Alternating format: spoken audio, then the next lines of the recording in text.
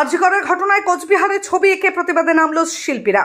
এদিন কোচবিহার শহরের প্রাণকেন্দ্র সাগরদিঘির সংলগ্ন ক্ষুদিরাম মূর্তির নিকটে লেখক, নাট্যশিল্পী, নৃত্যশিল্পী, চিত্রশিল্পীরা এই প্রতিবাদ জানান। শিল্পীদের দাবি, অবিলম্বে আরজিকরের কাণ্ডে দোষীদের চিহ্নিত করে দৃষ্টান্তমূলক শাস্তি দিতে হবে। অন্ধকার, যত অন্যায় অত্যাচার সমস্ত দূর হয়ে যাক, সেই প্রার্থনায় আমরা সকলে সমবেত হয়েছি। আমাদের আজকের এই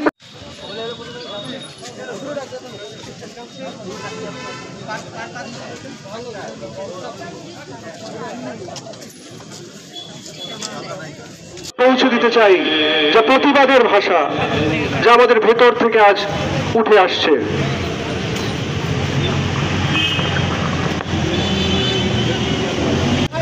দোষীদের বিচার চাই, শাস্তি চাই, অবিলম্বে দোষীদের গ্রেফতার করতে হবে, অবিলম্বে দোষীদের গ্রেফতার করতে হবে, অবিলম্বে দোষীদের গ্রেফতার করতে হবে।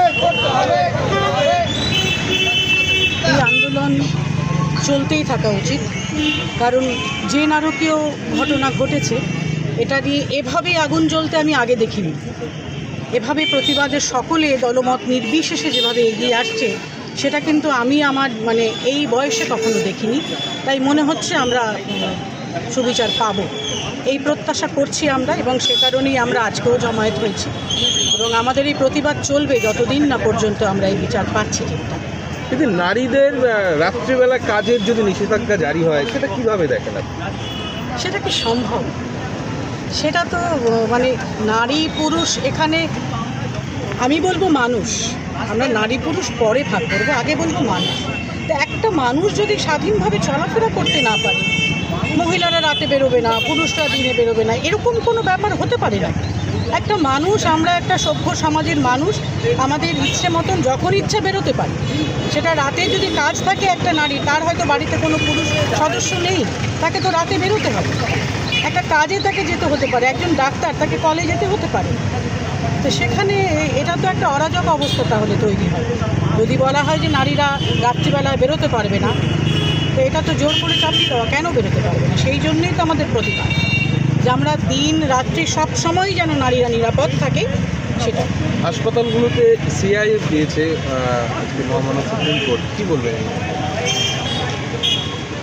ওই একটা কথাই বলবো, আমাদের আন্দোলন চলবে, এটা চলছে যতদিন না সুবিচার পাই। আমরা এভাবেই এই আগুনটা জ্বালিয়ে যাবো, শেষ দেখতে চাই। এটাই শেষ কথা। চায়না চট্টোপাধ্যায়।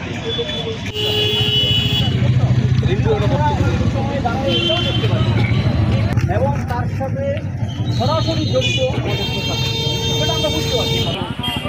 আজকে আমরা প্রতিবাদে সামিল সকলে, সারা রাষ্ট্র জুড়ে আমরা দীর্ঘদিন ধরে দেখছি যে এইরকম নারকীয় অত্যাচার প্রায়শই ঘটে থাকে আমাদের রাজ্যে প্রতিনিয়ত। কিন্তু ম্যাডাম বলেন যে একটা সাফাই গেয়ে দেয় ইয়েদের পক্ষে, ভিকটিমদের পক্ষে, যারা দোষী তাদের পক্ষে একটা সাফাই সবসময় গেয়ে দেয়। আমরা এর বিরুদ্ধে, এই যে ম্যাডামের সাফাই গাইবার বিরুদ্ধে, এবং আইওয়াসের জন্য ম্যাডাম স্বয়ং নিজে মিছিল করছে, অথচ তিনি প্রশাসনের সর্বময় কর্তা থাকা সত্ত্বেও তিনি যে নিজে মিছিল করছে, এটা অত্যন্ত সংসদীয় গণতন্ত্রের পক্ষে অত্যন্ত ক্ষতিকর দিক। তাই আমরা আজকে সমস্ত বিষয়টা নিয়ে আরজিকরের বিচারের দাবিতে এবং সমস্ত বিষয়টা নিয়ে আমরা আজকে প্রতিবাদে সামিল। আপনার নাম? সৌভিক হোক।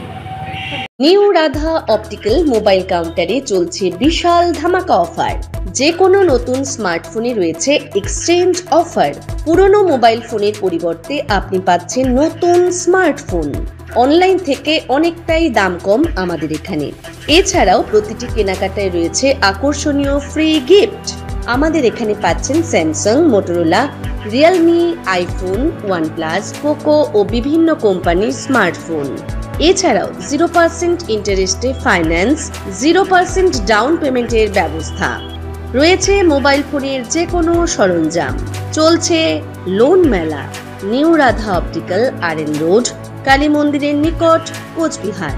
বিশদে জানতে ফোন করুন 9593936029 এই নম্বরে। আমি সব জায়গা খুঁজলাম, কিন্তু কোথাও আমার পছন্দ মতন ড্রেস পাচ্ছি না। আমি বাড়ি আসছি।